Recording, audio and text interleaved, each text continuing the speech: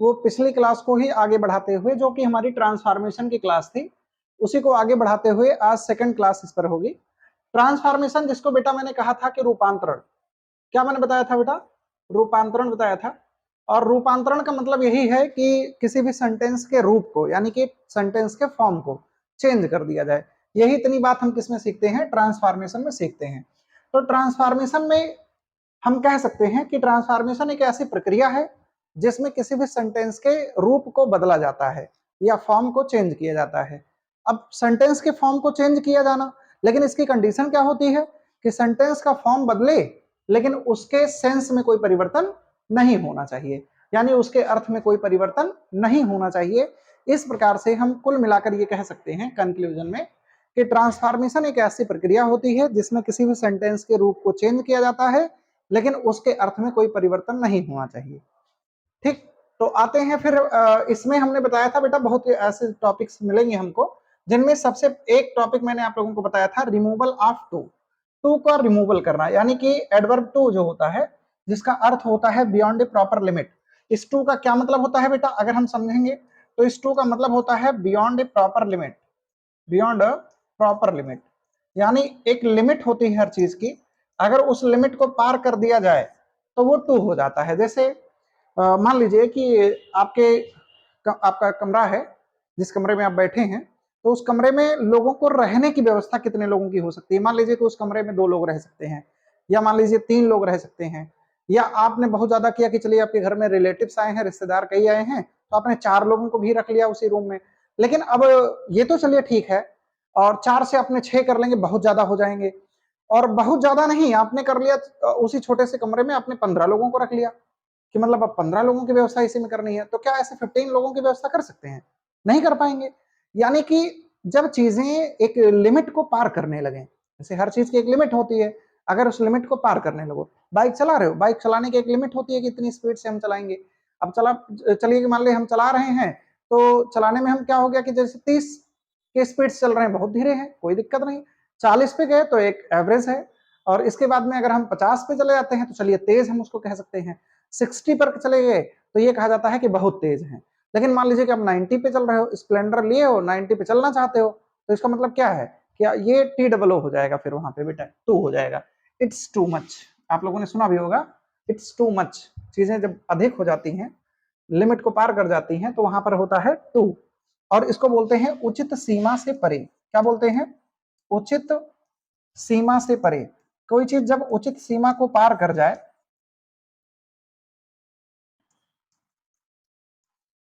करने वाली वस्तु, अगर कोई वस्तु है, अगर वो किसी, हर चीज की एक लिमिट होती है, उस लिमिट को पार करेगी तो वहां टू लग जाएगा। आते हैं बेटा, इस टू को रिमूव करना रहेगा। कोई सेंटेंस अगर दिया जाएगा तो उसमें टू को रिमूव करना रहेगा। आपको सेंटेंस दिया जाता है कि remove too from the given sentences. जो भी सेंटेंस दिए रहेंगे उनमें से टू को रिमूव करना रहेगा। अब बेटा एक बात और हमने आप लोगों को बताया कि जो टू होता है ना बेटा, ये होना नहीं चाहिए वास्तव में। टू एक नेगेटिव वर्ड है। नेगेटिव वर्ड का मतलब ये है कि जहां भी आता है वो ये बताना चाहते हैं कि इतना ज्यादा हो गया कि जितना होना नहीं चाहिए। प्रॉपर एक होता है जो ना, उस उसको पार करने वाला, यानी कि उतना होना नहीं चाहिए, यही बताता है। तो टू नॉट का सेंस रखता है, यानी कि इसमें ऐसा आप देखेंगे, जब इसका वर्बल मीनिंग समझेंगे तो ऐसा लगेगा कि इसमें नॉट छिपा हुआ है। फिलहाल चलिए देखते हैं, आते हैं इसमें टू के स्ट्रक्चर के बारे में बात करेंगे कि टू की संरचनाएं कितनी होती हैं, टू वाले सेंटेंसेस कितने प्रकार से आ सकते हैं।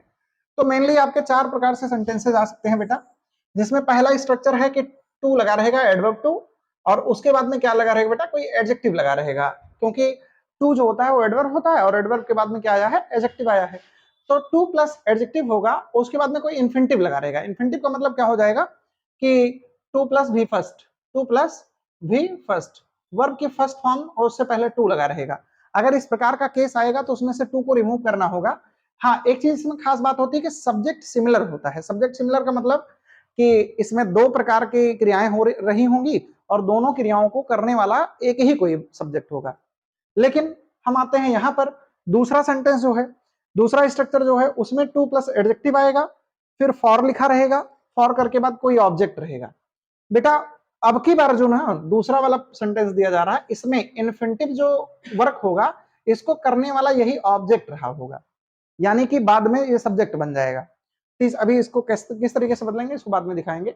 और तीसरा क्या है कि बेटा ये डिफरेंट सब्जेक्ट के साथ में, और चौथा होता है कि टू प्लस एडजेक्टिव लगा रहेगा लेकिन उसके साथ में कोई भी इन्फिनिटिव नहीं आया होगा। यहाँ पर आप देख रहे हैं इन्फिनिटिव है, यहाँ पे देख रहे हैं इन्फिनिटिव है, यहाँ भी इन्फिनिटिव है, लेकिन चौथे स्टेज में इन्फिनिटिव नहीं है। तो इस प्रकार से सेंटेंसेस आपके बोर्ड में आ सकते हैं, और इन्हीं को हमें क्या करना है कि रिमूव करना होता है, सेंटेंस में टू को रिमूव करना होता है। चलिए सेंटेंस देखते हैं। लिखा गया है कि the girl is too poor to solve this question. जैसे मान लीजिए एक क्वेश्चन आपने सॉल्व करने के लिए दे दिया, और वो क्वेश्चन जो था वो आपके सिलेबस का सबसे कठिन क्वेश्चन था। वो क्वेश्चन सबसे डिफिकल्ट था, और उसको आपने दे दिया सबसे वीक लड़की को दे दिया, सबसे कमजोर लड़की को दे दिया अपनी क्लास के। तो इसका मतलब ये हुआ कि यहाँ पर कहा क्या गया है कि वो लड़की इतनी कमजोर है कि वो इस प्रश्न को सॉल्व नहीं कर पाएगी। यही कहना चाह रहा है वो, मतलब इस प्रश्न को सॉल्व कर पाने के लिए, ठीक है कमजोर लड़के भी कर लेंगे, लेकिन ये लड़की तो बहुत ज्यादा कमजोर है, इसका मतलब कि ये नहीं कर पाएगी। तो तभी लगता है कि जब चीजें ना के बराबर होने लगे, ना मतलब उसमें नेगेटिव चीजें आने लगे। आगे देखिए, अब हम क्या करेंगे कि इनको रिमूव करना चाहेंगे। इनको रिमूव करके इसको बनाएंगे किस तरीके से, देखिए सबसे पहली बात जब टू को रिमूव करना होता है तो तीन चार चीजें हमको ध्यान में रखनी होती हैं। ध्यान में ये रखना होता है कि अगर हम बात करेंगे इस पूरे पूरे सेंटेंस में, शुरुआत जहां से है वहीं से हमें करना है। टू को रिमूव करने के बाद, टू को रिमूव करने से पहले शुरुआत दोनों की सेम सेम होती है। तो क्या हो जाएगा, द गर्ल हो जाएगा। इज टू लिखा गया है, जहां टू है तो इस टू को चेंज कर देंगे किसमें बेटा, सो दैट में चेंज करेंगे। सो डॉट डॉट दैट, इसे सो दैट में चेंज कर देंगे। और सो दैट के बीच में ये डॉट डॉट जो लगा है इसमें यही एडजेक्टिव आएगा। ये जो एडजेक्टिव है ये यहां पर आ जाएगा। आई बात समझ में? तो इस तरीके से हम करेंगे। अब आपको यह समझना है कि यहां पर हम क्या करें, टू की जगह पर हम क्या लगा दें, सो लगा दें।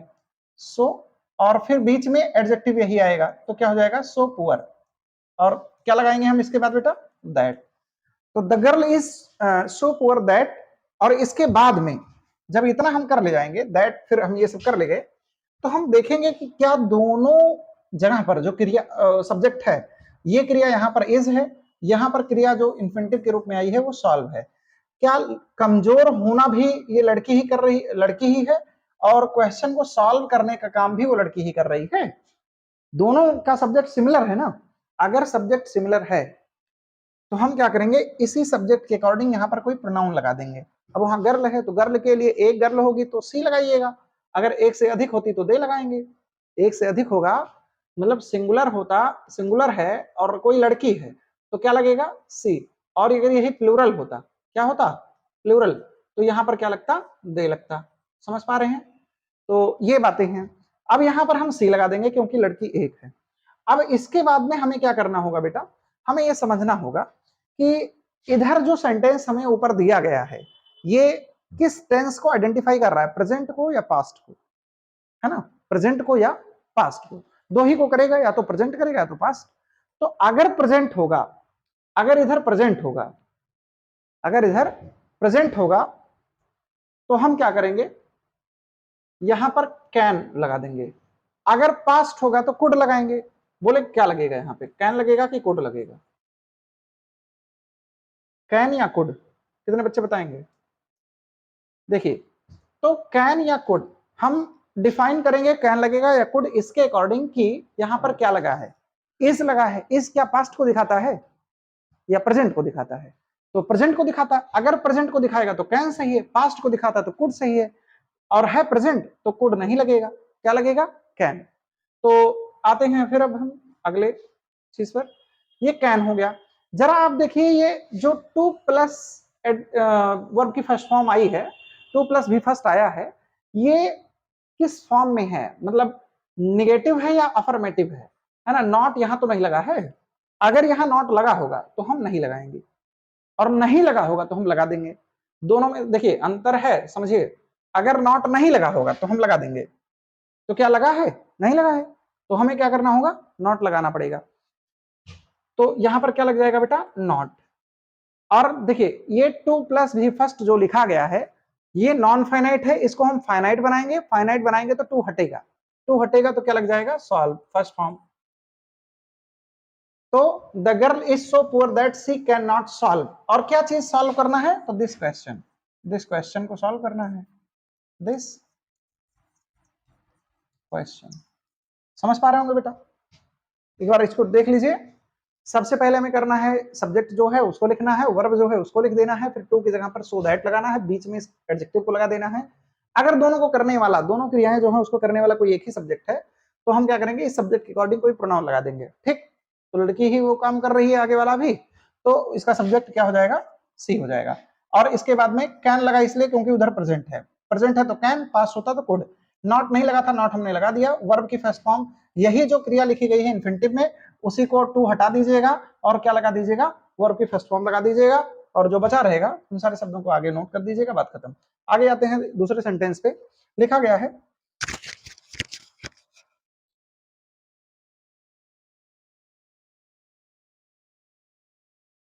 The man was too tired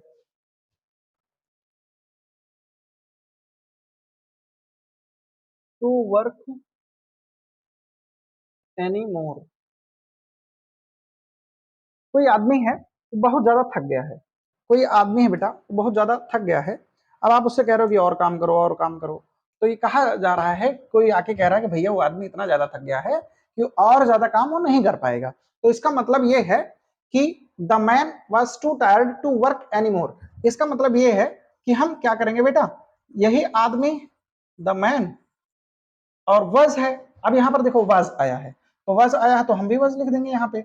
और टू को हम बताएंगे सो दैट में, बीच में क्या लगेगा? यही एडजेक्टिव, तो इसको हम लिख देंगे टायर्ड।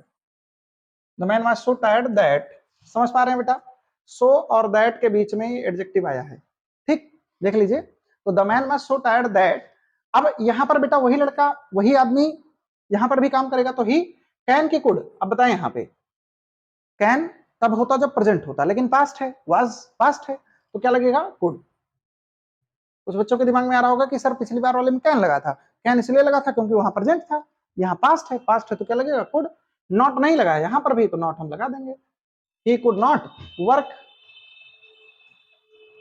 Any more. बोलिए, समझ पा रहे हैं? ठीक, अगला सेंटेंस है।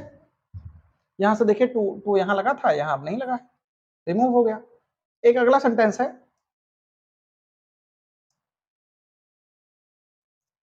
She is too lazy. She is too lazy to do this work properly.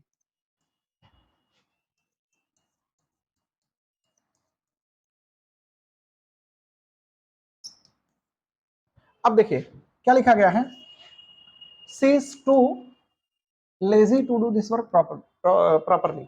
अब यहाँ पे टू है, अब इसका टू किसकी बता रहा है? लेजीनेस को बता रहा है। भाई लेजी तो आलसपन तो थोड़ा बहुत सबके अंदर होता है, लेकिन इतना भी हमें समझना है कि बहुत ज्यादा आलसपन नहीं करना चाहिए। आलसपन थोड़ा बहुत करना चाहिए, थोड़ा बहुत सबके अंदर भी होता है ना। लेकिन बेटा यही है कि आलस से जीवित मनुष्य की कब्र होती है ना। तो हमें आलसी तो होना नहीं है। तो इसी तरीके से हमें यह भी समझना है, लिखा गया है कि she is too lazy to do this work properly. मान लो किसी लड़की को आपने काम दे दिया कि बेटा इस काम को कर देना, और वो भैया इतना आलसी है कि वो सुबह 11 बजे सो के उठती है, फिर उसके बाद में 3 बजे तक वो ऐसे पड़ी रहती है बिस्तर पे। तो ऐसे आदमी को आपने काम दे दिया, कितना गलत आप सोच रहे हो। काम पूरा हो पाएगा? नहीं होगा। तो इसका मतलब क्या है? तो she is too lazy to do this work properly, करोगे क्या?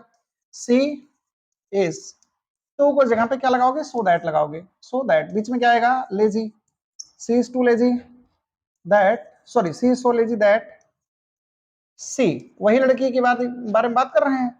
कैन नॉट की कुड नॉट, इज है तो can not, can not, to हटेगा डू लगेगा, डू दिस वर्क भाई क्या, जैसे लिखा है वैसे लिख दो, ज्यादा अंतर नहीं होगा इसमें। ठीक है, तो उम्मीद करते हैं समझ में आ रहा होगा। नोट कर लीजिए एक बार, सारे सेंटेंसेस को नोट कर लीजिए, आगे बढ़ते हैं। ठीक है, वीडियो रोक करके नोट कर लिया करिए। ठीक है, आगे बढ़ते हैं। आते हैं बेटा कुछ ऐसे सेंटेंसेस के बारे में आपसे बात करेंगे, जैसे दे दिया गया कि the question is too difficult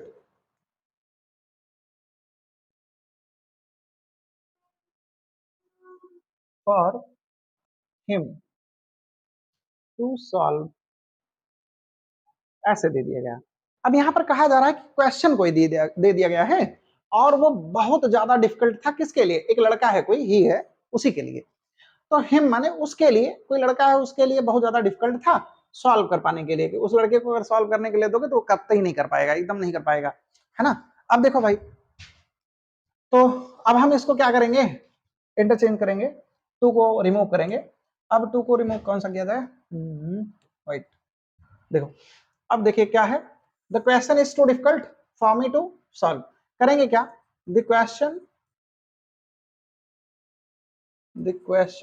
is, to की जगह पर हम क्या लगाएंगे बेटा, सो डिफिकल्ट दैट। ठीक, अब इसके बाद में हम क्या करेंगे, अब यहां पर इतनी बात हमको समझना है कि बेटा अभी तक था कोई लड़की आलसी है, पीछे वाले सेंटेंस में देखें, पीछे वाले सेंटेंस में देखोगे, ये लड़की आलसी थी और वही इस काम को नहीं कर पा रही है। आदमी थका हुआ था, वही कार्य को नहीं कर पा रहा है। लेकिन अगर हम इसकी बात करेंगे तो यहां पर कठिन कौन है, क्वेश्चन, और सॉल्व कौन करेगा? क्या क्वेश्चन खुद को सॉल्व करने लगेगा? यहाँ तो सब्जेक्ट क्वेश्चन है, लेकिन यहाँ सॉल्व वॉल्व करने वाला काम क्वेश्चन नहीं करेगा। क्वेश्चन को सॉल्व किया जाएगा किसके द्वारा, हिम, यही हिम की बात की जा रही है।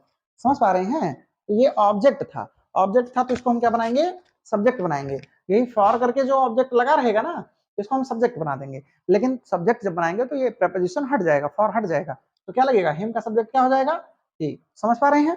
नहीं समझ में आ रहा है? अरे मूर्ख बालकों, समझो। तो क्या हो जाएगा, ये हिम बनेगा, किसमें आ जाएगा, ही। और कैन की कुड, देखो इज है तो कैन, नॉट नहीं लगा था, नॉट लगा दीजिए, ही कैन नॉट सॉल्व। क्या चीज, क्या चीज सॉल्व, भाई प्रश्नों को ना, तो इट भी लगा सकते हो चाहो तो लास्ट में, नहीं लगाओगे तो कोई दिक्कत नहीं होगी, लेकिन अगर चाहो तो लगा दो। ठीक है, the question is so difficult that he can't solve it, the question is so difficult that he can't solve it. Question इतना ज्यादा डिफिकल्ट था कि वो इसे सॉल्व नहीं कर सकता। सेंटेंस इस तरीके से है। आगे देखते हैं, एक आध सेंटेंस और देख लेते हैं, जैसे the tree is too high for Savita.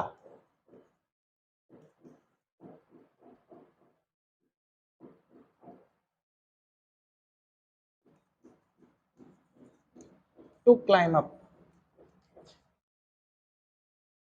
Climb up मतलब समझ रहे हैं ना, क्लाइम का मतलब होता है चढ़ना, क्लाइम अप, और क्लाइम डाउन का मतलब होता है उतरना। ठीक है, अब मान लो एक छोटा सा स्ट्रक्चर हम समझते हैं, स्ट्रक्चर ऐसा है, कैसे बना दें, ऐसे कैसे बनाए, तो चलो ऐसे है, पेड़, क्या है भैया, ये पेड़ है। ठीक है, और इसमें हम कर देते हैं कुछ हरियाली, देखो ऐसे ऐसे ऐसे ऐसे हमने कर दिया, ये पेड़ बन गया। और यहाँ से भी पेड़ बना देते हैं, ऐसे ऐसे ऐसे करके, ऐसे बड़ा सा पेड़ बन गया। और ये इसे था, ठीक, नीचे, कहाँ गया, चलो हमने पेड़ बना दिया। बोलो आर्ट कैसी हमारी, आओ यार, आर्ट बात तो ठीक है ना। ये यहाँ से है, यहाँ कुछ चिड़िया उड़िया उड़ रही है ऐसे, यहाँ सूरज भगवान ऐसे निकले हुए हैं। ठीक है, और दूसरे कलर में होना चाहिए था। मैंगो इसमें है, क्या है, मैंगो।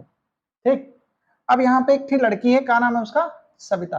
उसका क्या नाम है, सविता नाम है। देखो भाई, सविता बच्ची है ये, ऐसे है।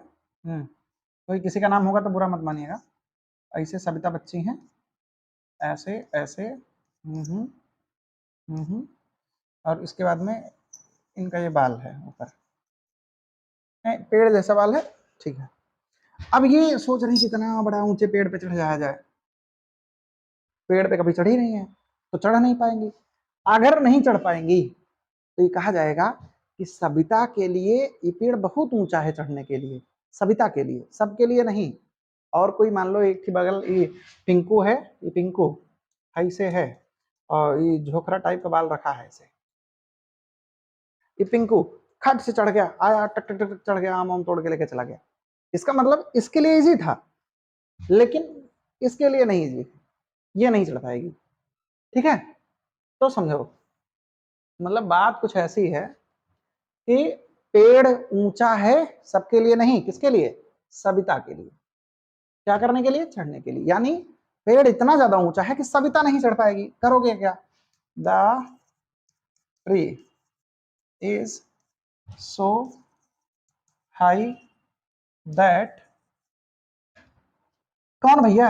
ये फॉर के बाद में कुछ लिखा है उसी को सब्जेक्ट बना दो। तो अगर कोई नाम लिखा रहता है वही खुद सब्जेक्ट ऑब्जेक्ट दोनों सेम रहता है, सिमिलर ऐसी स्पेलिंग लिख दी जाएगी। सविता कैन नॉट क्लाइंब, क्या भैया? Climb up. एक बात और, अगर इस टाइप का सेंटेंस आएगा तो कर ले जाओगे, बहुत आसान होता है। लेकिन अब मैं एक सेंटेंस इसी से मिलता जुलता देने जा रहा हूं, आइए देखते हैं। लिखा गया है the tea is too hot for me to take. चाय को ड्रिंक नहीं करते हैं ना, टेक करते हैं। समझ पा रहे हैं? अब देखो, मान लो कि ये है भैया मेज, ये क्या है? ये मेज है, और इसी मेज पर क्या लगा दिया गया? चाय का ऐसे बना दिया गया, चाय है और खूब गर्मा गर्म चाय, रिश्तेदार के यहाँ गए, चाय खूब गर्मा गर्म दे दिया गया। अब कुछ लोग होते हैं भैया ना, कुछ लोग होते हैं बहुत गरम गरम चाय पीते हैं, एकदम जलते उबलते हुए, ऐसे खौला करके उनके मुंह में ऐसे कप ओपन डालिए, ऐसे उठा करके उठाइए, उन्हीं के मुंह में डाल दीजिए पूरा, तब उनको संतुष्टि मिलेगी, हाँ सही है। कुछ लोग होते हैं कि भैया थोड़ा ठंडा करके पीते हैं, और कुछ लोग हम टाइप के होते हैं, मेरे जैसे होते हैं, तो उसको क्या करते हैं? एकदम पूरा ठंडा होने देते हैं, फिर एक ही बात में ड्रिंक कर जाते हैं, टेक नहीं करते हो, ड्रिंक, है ना? तो सुनो, अब देखो कुछ मजाक की बातें हैं, लेकिन तुम लोग सीरियसली ना लेना, ठीक है? नहीं तुम लोग ऐसा करने लगो। अब क्या लिखा गया है? The tea is too hot for me to take. इसका मतलब चाय जो है मेरे लिए बहुत ज्यादा गर्म है पीने के लिए, यानी चाय इतनी ज्यादा गर्म है कि मैं इसको पी भी नहीं सकता हूँ, तो थोड़ा ठंडा होने दो। ठीक है, अब इसके बाद में करोगे क्या? आप इसका, अगर मैं कह दूं कि इसका भैया टू को रिमूव कर दो, बहुत पुरानी बात है यार, क्या मजाक कर रहे हो, एक ही टाइप का सेंटेंस। तो टू को हटाओगे, सो हॉट दैट। अब यहां पर फॉर मी आ गया, आई आपने कर दिया, है ना? कैन, कैन की कुड, कैन, नॉट नहीं लगाया, लगा दो, take, I can not take, और का चीज इट, वही चाहिए को तो। ठीक है, हो गया भाई, कोई दिक्कत नहीं है, कोई दिक्कत नहीं है। अच्छा, अब इसी टाइप का सेंटेंस दिया जाएगा, देख लो इसको बहुत ध्यान से देखो। फॉर मी आया है तो ये आई हो गया है, फॉर हिम होता तो ही हो जाता, फॉर हर होता तो सी हो जाता, दे देम होता तो दे हो जाता, कोई नाम वाम दिया होता तो वही वही रह जाता। लेकिन सेंटेंस इस तरीके से अब नहीं आएगा। अब जो मैं बताने चल रहा हूं ये थोड़ा सा आपको समझने की जरूरत है इसको। अब जो सेंटेंस आएगा उसमें ये सब रहा नहीं करेगा, ऐसे रहेगा, the tea is too hot to take. इसका मतलब कि कितना गर्म से गर्म पीने वाला आदमी हो, बहुत ज्यादा गर्म है, मतलब कोई नहीं पी सकता है, कितना गर्म से गर्म पीने वाला आदमी हो कोई नहीं पी पाएगा। तो लिखा गया the tea is too hot to take, इसका मतलब कोई नहीं। अब कोई नहीं तो करेंगे क्या?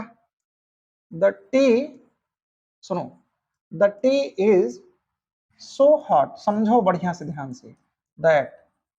अब यहां पर जो लगने वाला सब्जेक्ट होगा, चाय तो खुद हो नहीं जाएगा कि चाय, चाय खुद ही गर्म है, खुद ही खुद को नहीं पी पाएगा, ऐसा तो होगा नहीं, कोई ना कोई तो होगा पीने वाला ना।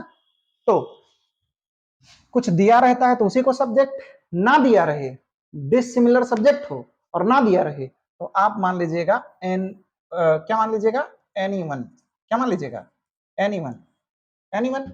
फिर can, anyone can not take क्या चीज, वही चाहे तो इट, ये हो जाएगा।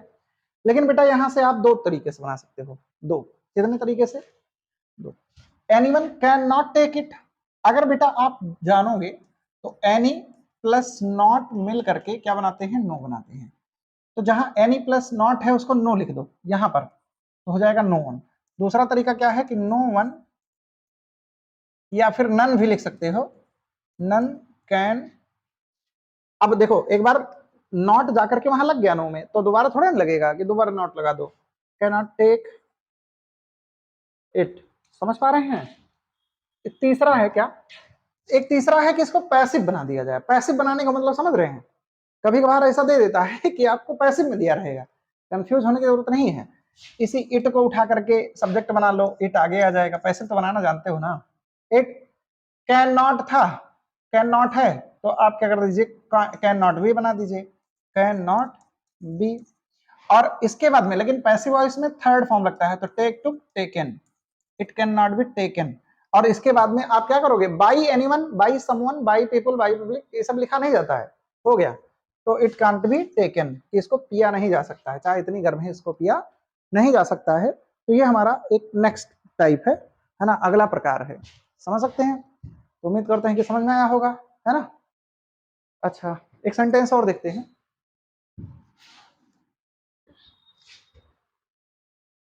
It was too dark to go out. अब इसका मतलब क्या हो गया कि रात है, इट, इट का मतलब वही मौसम नहीं कह सकते हैं, मतलब रात की बात कर रहे होंगे। It was too dark night मान लो हो, it was too dark night, बहुत अंधेरी रात थी, और टू गो आउट, बाहर जाने के लिए। अब भाई थोड़ा बहुत उजाला रहेगा तो जा सकते हो, कुछ लोग अंधेरे में चल सकते हैं, लेकिन इतना ज्यादा अंधेरा कि मतलब कुछ नहीं दिखाई पड़ रहा है, तो फिर कैसे जा पाओगे, नहीं जा पाओगे ना। या तो फिर वो व्यवस्था हो आपके पास नहीं है मान लीजिए, तो नहीं जा पाएंगे।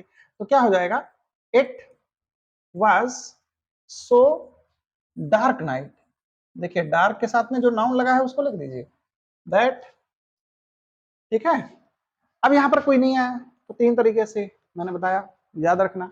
एक तो एनीवन से बना सकते हो, anyone can not go out. चलिए दूसरा क्या है, एनी प्लस नॉट मिलकर के नो बन जाएगा, नो वन या नन कैन गो, बोलिए, दूसरा भी हो गया। और बस दो ही प्रकार का बनेगा, इसका पैसिव नहीं बन पाएगा, क्योंकि पैसिव उसी को बनता है जिसकी क्रिया ट्रांसटिव हो, और वो ट्रांसटिव वर्ब नहीं है, इंट्रांसटिव है, तो इसका पैसिव नहीं बनेगा, बात खत्म। दो ही तरीके से बन पाएगा। ओके, चलिए तो आज इतना ही रखते हैं, है ना। मिलते हैं फिर नेक्स्ट क्लास में और भी सेंटेंसेस के साथ में, देखते रहिए। और बेटा अपनी पढ़ाई को एक धार दीजिए बढ़िया से, मतलब उसको इम्प्रूव करिए। और दिन आप लोगों के लिए मेहनत कर रहे हैं तो उसका कोई सार्थक अर्थ निकलना चाहिए। और एक सीरीज आ रही है अब की बार 95 पार इंग्लिश में, आपको नो झिझक, कोई दिक्कत नहीं, कहीं से भी कोई टेंशन नहीं आने वाली है। ये टारगेट रहेगा कि 95 पार आपको करना ही करना है। तो ये इसी उम्मीद के साथ में क्लासेस आप लोग करते रहें और मेहनत से पढ़ते रहें, जितना पढ़ाया जाता है उसको कवर करें। और भी जो चीजें हैं सेंटेंसेस वगैरह करें। कमेंट में अगर कोई सेंटेंस आपको नहीं आ रहा है तो कमेंट बॉक्स में आप जरूर लिखें उस सेंटेंस का, जल्द ही जल्द उसका समाधान भी किया जाएगा, है ना।